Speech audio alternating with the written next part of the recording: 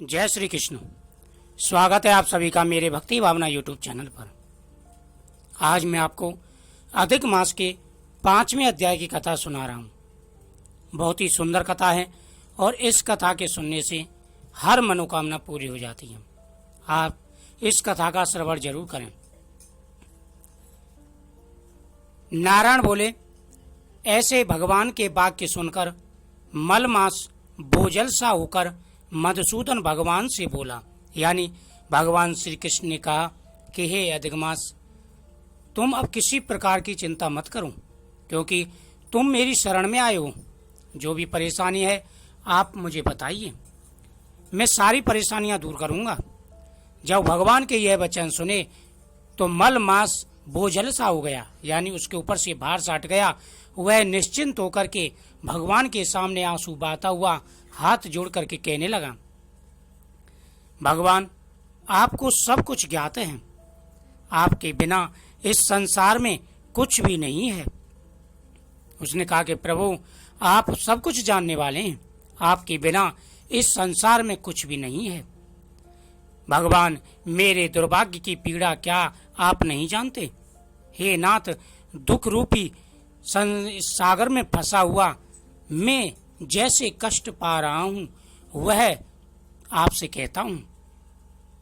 क्षण, लव, मुहूर्त, पक्ष, मास, दिन रात्रि अपने स्वामी की आज्ञा से सदा भय रहित होकर के आनंद करते हैं।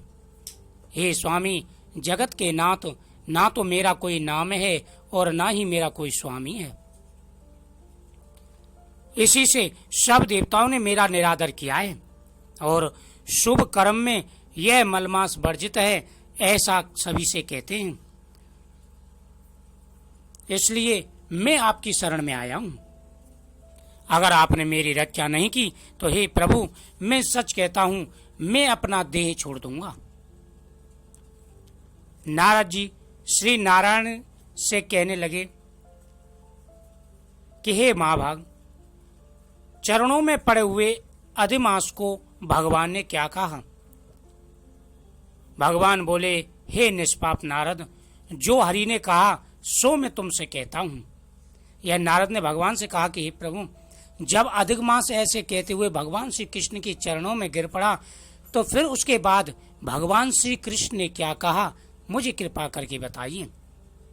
भगवान विष्णु कहते हैं, हे निष्पाप नारद, जो कुछ भी वहां पर भगवान श्री कृष्ण ने कहा था वह तुम्हें मैं बताता हूं। कृष्ण भगवान के नेत्रों से संकेत पाकर गरुड़ मूर्छित हुए मलमास को अपने पंखों से हवा करने लगे।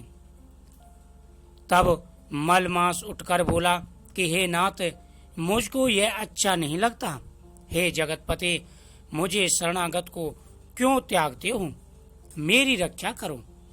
और जब वह बेहोश होकर के गिर पड़ा तो भगवान के इशारे से गरुड़ वहां पर आए और अपनी पंखों से उसकी हवा की। मलमास को जैसे ही होश आया और उसने कहा कि हे प्रभु, आप मुझे क्यों त्यागते हो? आप मेरी रक्षा करो, मैं आपकी शरण में आया हूं। इस प्रकार कांपते हुए और बारंबार कहते हुए मलमास से भगवान कहने लगे कि हे वत्स, हे निरीश्वर, मुझको तेरा दुख कष्ट से निवारण होता दिखाई देता है। और जब मलमास बुरी तरह से कांप रहा था, भय के से व्याकुल हो रहा था, तब भगवान बोले कि हे तात, तुम निष्प्रकर हो जाओ, मुझे तुम्हारे कष्ट दूर होते हुए दिखाई दे रहे हैं। तू सोचा मत कर, उठ, योगियों को भी दुर्लभ ऐसे गोलोक में मेरे साथ चल। और उन्होंने कहा कि तू किसी प्रकार की चिंता मत कर, योगियों से भी दुर्लभ, यानी बड़े बड़े ऋषि मुनियों को भी जो लोग दुर्लभ हैं, जिन पर अनेकों साल तपस्या करने पर भी गोलोक के दर्शन नहीं होते, ऐसे गोलोक के मैं दर्शन कराता हूं तुझे। जहां गोपीगणों के बीच में बैठे हुए दो भुजा वाले मुरली हाथ में लिए नवीन मेघ के समान श्याम रंग कमल सदृश नयन वाले ऐसे ईश्वर श्री कृष्ण भगवान रहते हैं। और जब विष्णु भगवान ने उससे कहा, वह जब विष्णु भगवान की शरण में आया हुआ था, अपने दुखड़े रो रहा था, तो विष्णु भगवान ने कहा कि हे मलमास, तुम किसी प्रकार की चिंता मत करो। यानी भगवान विष्णु नारद को बता रहे हैं कि मैंने उसको सांत्वना दी और मैंने कहा मुझे तुम्हारे दुख दूर होते हुए दिखाई दे रहे हैं। अब मैं तुझे उस गोलोक धाम में ले चलता हूँ, यहाँ पर बड़े बड़े योगियों को भी दर्शन नहीं होते। वहां पर श्याम सुंदर मुरली हाथ में लिए हुए भगवान श्री कृष्ण विराजमान रहते हैं। कमल सदृश नयन वाले ऐसे ईश्वर श्री कृष्ण भगवान रहते हैं। श्री कृष्ण भगवान गोलोक में तेरे दुख को दूर करेंगे। चलो वहां पर चलते हैं, और जहां पर श्याम सुंदर भगवान श्री कृष्ण रहते हैं, ऐसे लोक में मैं तुम्हें ले चलता हूं, यानी गोलोक धाम। गोलोक धाम में जहां पर भगवान श्री कृष्ण रहते हैं, वहां पर एक एक मोती सूर्य के समान दृश्यमान है। वहां पर सूर्य का प्रकाश नहीं पहुंचता। वहां पर भगवान के महलों में जो मणि लगी हुई हैं, उनका ही प्रकाश करोड़ों सूर्यों के समान है। गोलोक धाम में भगवान श्याम सुंदर और राधा जी विराजमान रहते हैं। कामधेनु गाय माँ गोलोक में रहती हैं। भगवान के गोलोक धाम में गाय की बड़ी सेवा की जाती है, और स्वयं भगवान भी गायों की देखभाल करते हैं। ऐसा सुंदर गोलोक धाम है जहां पर देवताओं को भी प्रवेश नहीं है। देवता भी ललिता आदि सखियों से आज्ञा लेते हैं और भगवान से पूछ करके उसमें प्रवेश करते हैं गोलोक धाम में। लेकिन गोलोक धाम का जो आगमन है वह ब्रज मंडल यानी ब्रजवासियों के लिए खुला हुआ है।